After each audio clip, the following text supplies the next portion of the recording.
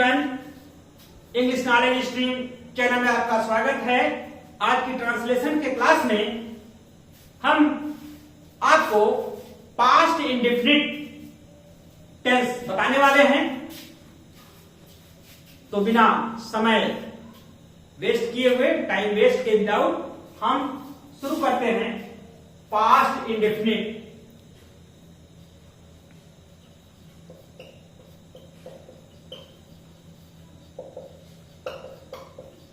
Tense. Past indefinite tense, सबसे पहले इसकी पहचान हम जानेंगे कि हम इसको पहचानेंगे कैसे। तो पहचान आप लोग नोट करिए। पहचान, जिस वाक्य के अंत में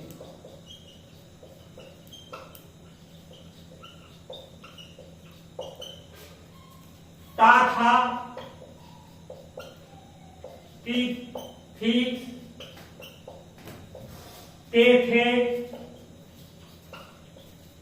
आ, ए, ई, गया है, आया है, गया आया है नहीं रहेगा, क्योंकि गया आया आज शब्द आता है तो वह पास्ट इंडेफिनिट टेंस होता है।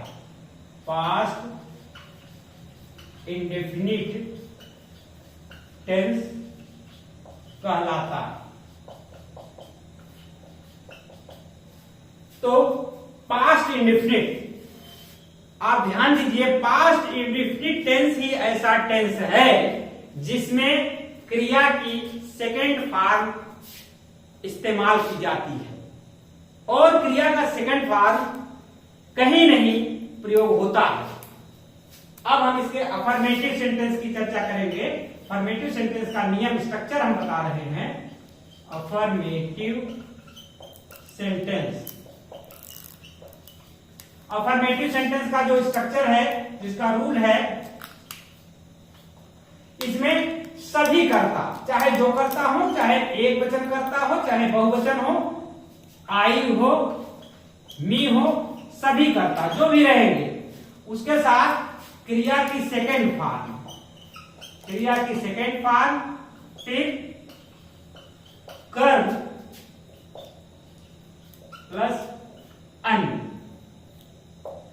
तो ध्यान दीजिए, सभी कर्ता का मतलब है कि चाहे एक वचन हो, चाहे बहुवचन हो, चाहे थर्ड पर्सन हो, चाहे फर्स्ट पर्सन हो, चाहे सेकेंड पर्सन हो, सभी कर्ता के साथ क्रिया की सेकेंड फॉर्म प्रयुक्त की जाती है।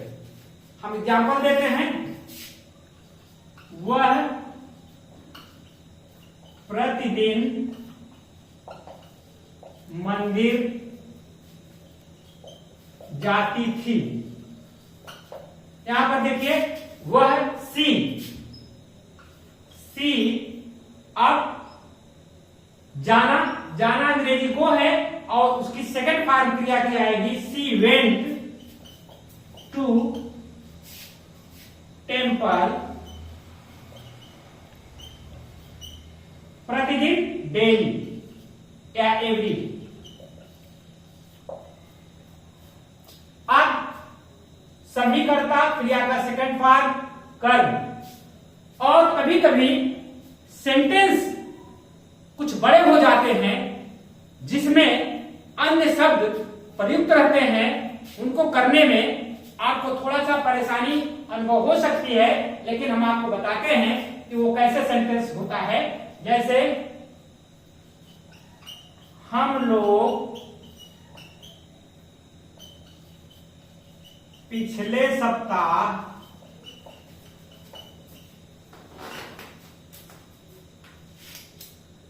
चिड़ियाघर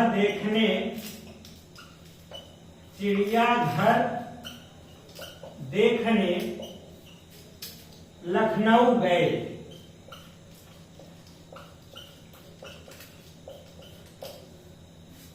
अब यहां देखिए, हम लोग पिछले सप्ताह चिड़ियाघर देखने लखनऊ गए। सिंपली जो सेंटेंस होता कि हम लोग पिछले सप्ताह लखनऊ गए चिड़ियाघर देखने। तो जो चिड़ियाघर देखने है ये आपका अदर वर्ड है, अन्य शब्द है, तो इसको हम लास्ट में ले जाएंगे। और सबसे पहले जो बेसिक स्ट्रक्चर होता है कर्ता क्रिया कर्म का होता है, उसको पहले हम उस रूल को फॉलो करेंगे, तो बाकी जो रिमेनिंग वर्ड्स होते हैं उनको हम लास्ट में ले जाते हैं। अब इसमें जैसे वी, हम लोग की अंग्रेजी वी, उसके बाद गए, अब क्रिया का सेकंड फॉर्म हो जाएगा वी वेंट। यहां तक स्ट्रक्चर फॉलो करिए, हम लोग वी, क्रिया का सेकंड फॉर्म वेंट, गए।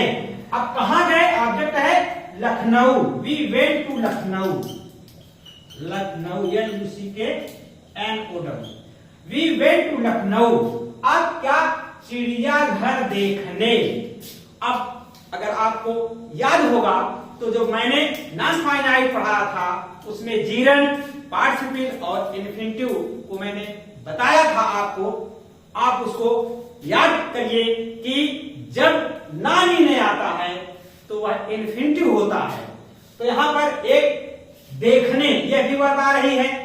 अब ये इसमें नॉन ही नहीं आ रहा है, इसलिए मेन वर्ब नहीं हुई बल्कि इन्फिनिटिव हो गई। अब टू पहले लग जाएगा इन्फिनिटिव के, टू सी द जू।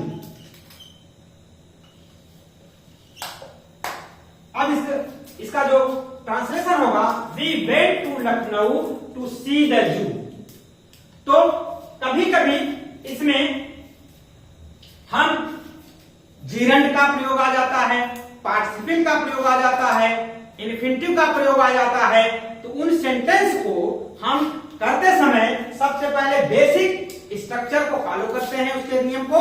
उसके बाद जो रिमेनिंग वर्ड्स होते हैं, चाहे जीरंड हो, चाहे इन्फिनिटिव हो, चाहे जो हो, उसको हम बाद में रखते हैं।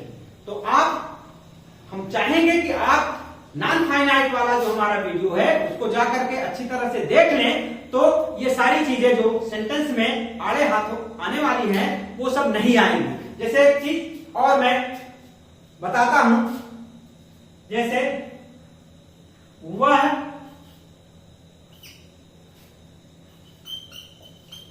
चाय पीना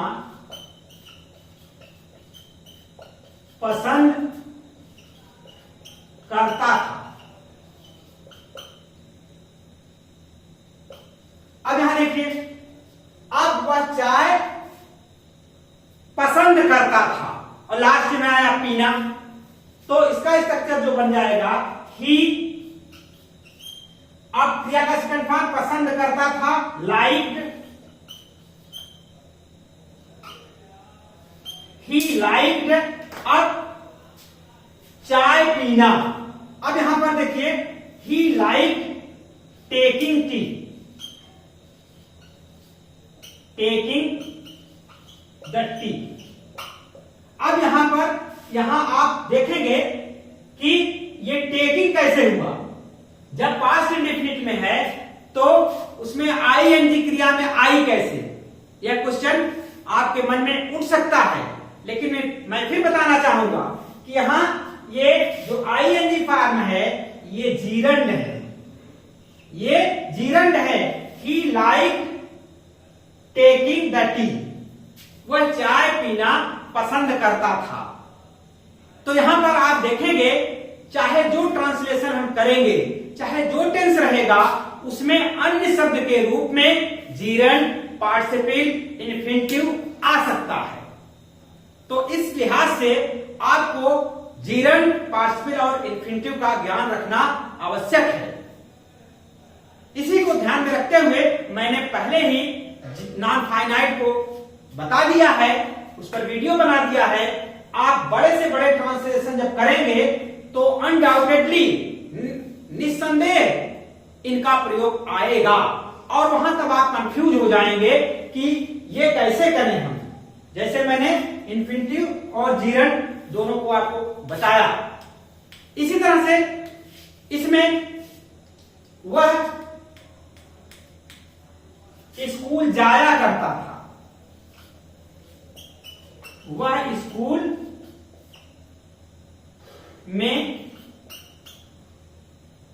करता था।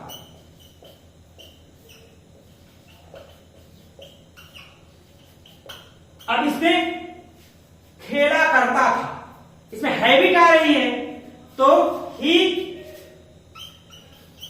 Used to play in the school. यहां पर यूज्ड टू का प्रयोग हुआ। अब यूज्ड टू का प्रयोग कर सकते हैं, वुड का भी प्रयोग कर सकते हैं। मॉडर्न इंग्लिश में वुड का प्रयोग भी माना जाता है, अच्छा माना जाता है, लेकिन यूज्ड टू का भी प्रयोग हो सकता है। तो ऐसे ही कुछ जब हम ट्रांसलेशन करते हैं तो हमें कुछ न कुछ दिक्कतें आती हैं। अभी जब मैं आपको स्टोरी टाइप का ट्रांसलेशन बताऊंगा, जब यूज पढ़ाने लगूंगा, तब उसमें आप देखिएगा ये ऐसे ही सेंटेंस आएंगे, रहेंगे बेसिकली वे जो है रहेंगे टेंस के ही अंतर्गत, बट उसमें ऐसे ऐसे शब्द आ जाएंगे कि जिसमें नॉन फाइनाइट आ सकता है, जीरेंट, पार्टिसिपल, इंफिनिटिव, सबका प्रयोग हिंदी में आएगा। और आप जब उसका अनुवाद करेंगे तो उन नॉन फाइनाइट, जीरेंट, इंफिनिटिव का ज्ञान कर लेना आवश्यक है। इसलिए हम चाहेंगे कि आप नॉन फाइनाइट वाली वीडियो हमारी देख लीजिए, उसमें आपको ये सारी चीजें कंसेप्ट क्लियर हो जाएगा, जिससे आपको ट्रांसलेशन में अथवा यूज पढ़ाएंगे उसमें कोई दिक्कत ना आए। तो आज हमने आपको अफर्मेटिव सेंटेंस बताया।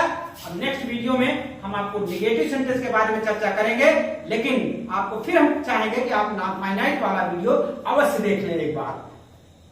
बने रहिए इंग्लिश नॉलेज स्ट्रीम चैनल के साथ और देखते रहिए, लाइक करिए, शेयर करिए, और नए हैं तो सब्सक्राइब कर लीजिए और देखते रहिए वीडियो को, आपको निश्चित रूप से लाभ होगा। Thank you for watching this video.